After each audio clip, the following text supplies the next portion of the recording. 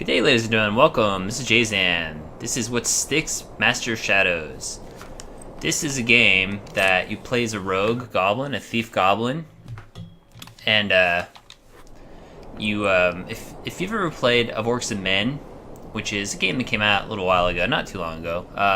There was an orc and a goblin, and the goblin in that game, who's a roguey character, is actually the main character of this game. And you play as a assassin, rogue, thief type character, and it's a game by Cyanide Studios, who created a lot of various sports games and a couple high fantasy games like this one and Of Orcs and Men. I'm really enjoying this game. We're gonna skip all this other jazz. We're gonna get into the game. It's a very difficult game. There's a couple difficulties you can choose to make it more combat oriented, or you can choose the difficulty that I'm playing it on, which is the hardest difficulty, where you have to use your rogue abilities and skills to be a lot more stealthy, because if you get in combat, you're pretty much dead. There's ways to get away, especially after you learn new abilities and stuff, but at first you can't really do much except for run and hide, and you gotta be a very, very stealthy character. That being said, on the easier difficulties, you can parry and get away that way, and there's other types of combat you can do in the easier modes. So there's sort of a casual mode, but it's still a pretty challenging game, and then there's a hardcore mode, which I'm playing and really enjoying it. I'm not super good at stealth games. I've played a lot of them, like Dishonored and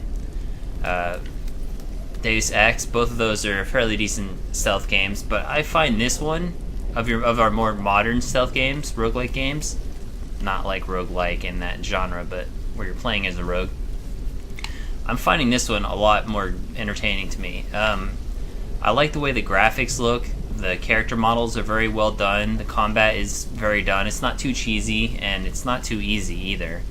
And there's a bunch of different things you can do in this game. I'll show you some stuff. Right now I'm hanging out in this room because I want to show you some things in here, and we'll talk about this so I can get out of here. You have different inventory items. In the bottom right there, you start collecting different items. You can pickpocket enemies who will be carrying vials of amber, which is kind of like your special ability power. It refills with these vials of amber, and if you're not too wasteful with your spells and skills, your amber won't really be an issue. And there's ways to improve your skills to use less amber. And you have vials of life, which heal you. You can take falling damage, and it's pretty easy to take falling damage in this game, so you gotta be careful where you're jumping. Sand, which helps you knock out lights and stuff. And then there's throwing knives, which lets you kill enemies at a distance. They're pretty limited, so you still gotta be very careful with that. And so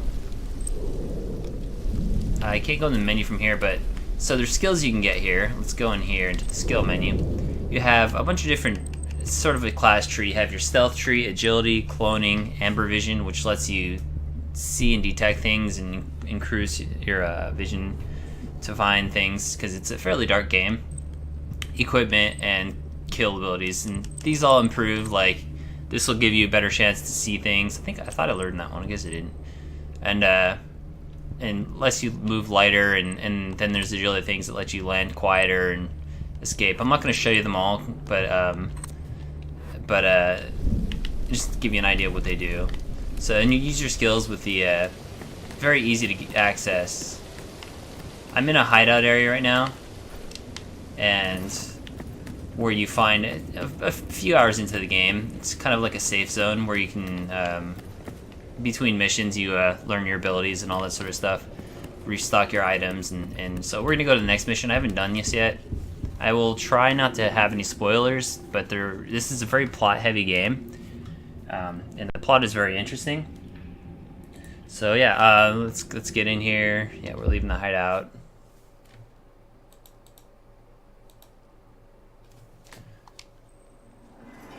All right, let's see if I can pass that. According to Ozcan, the transport office is at the center of the embassy. Distinguished diplomats, you will have a surprise invitee at the negotiating table. So the voice acting is pretty good in this game. I really like the voice acting, and maps are good. They're not showing you exactly where you're at. It just shows you the layout of the thing, and you can find maps which will let you see the different areas. which I'm fine with. I don't really need it to show me exactly where I'm at while I'm moving around on the map, and I think that kind of fits well with this game. And then here's the skill menu and the relics. Every stage has relics that you can find, which are one special item that give you a ton of XP. It's like a side mission that you have to find, and the relic gives you kind of a hint as to where it's at. And the stages are very wide open. It's very large. Like there's a lot of things that you can do and find. There's a lot of enemies to fight and kill, and there's other collectibles like coins, which I'm not sure what they do yet. I think they're just collectible. If you collect all of them, you gain an achievement. And so my current mission is I have to infiltrate the embassy without delay. There's different objectives at the end of your missions, from like timed-based objectives to collecting to not killing enemies and stuff like that. And the way I play is I kill everything I see, and then I die because I don't kill them properly. And yeah, so the AI in the game is fairly decent. I mean, it's still kind of trickable, like some of the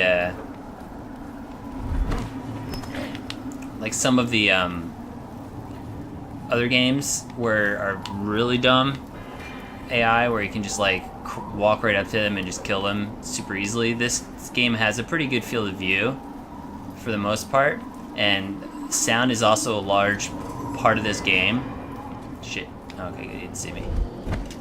And so if you walk, you wake people up, or you'll alert them. You have to be very stealthy. If you leave corpses around, enemies will see them. Okay, so you stay asleep. And yeah, so you want to like hide the corpses, or you can hide yourself. Like in this is a hiding spot if I needed to. Then there's other interesting abilities, like a cloning ability that you can use to like run out as a decoy and control them, and it like kind of mutates and helps you get through like thinner things and all this sort of jazz. This is the amber vision. It like shows you different things that are there, like this, whatever that is, and there's some climbing things on the wall there. You can't really see, there's just so much light, but the amber vision is really useful in the darker areas. I want to see what that pot was, what it does. Oh, it's just a hiding spot. And things will happen, like you'll accidentally bump into things and cause noise. Like you can bump into brooms and pots and other stuff. I'm gonna try and climb up on that crate.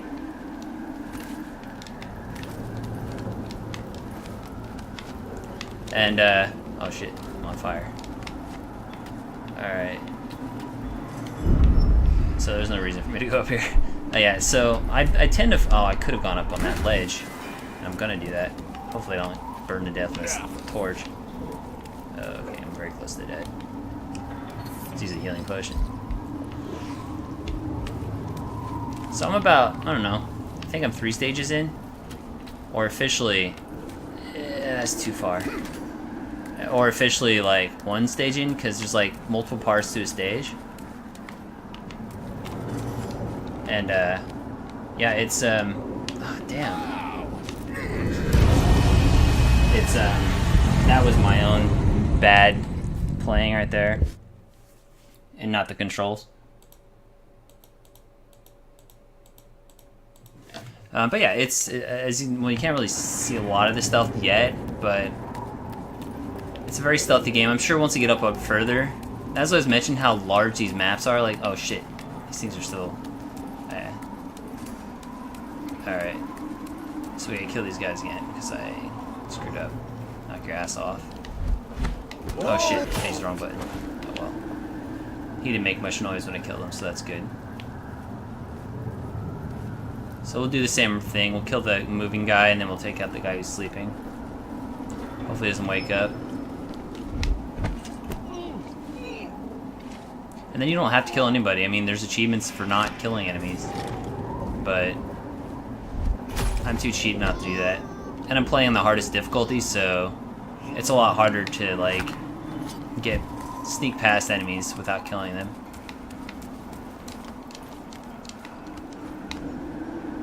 Are there any? Yeah, there's a guy up here, but I can get in here without him noticing me. Anybody else nearby? That guy over on the ledge might see me. Yeah, he did. Alright. I can get out of here, though, I hope. They do throw things and shoot you and stuff. Don't lose sight. Oh, shit. Shit. I tried to hit that ledge, but oh, I didn't die. Don't let it get away. And they won't chase you down ledges or stuff like that, because they're not as agile as you are. So you're a goblin in this game, and goblins are like, people don't know really what a goblin is. You've been created by elves, which there's like kind of a dispute between humans and elves right now in this game. They have a peace treaty right now, but the humans have taken control of the world tree, which you're trying to get as a goblin. You're trying to get to the heart of the world tree. They haven't explained fully why.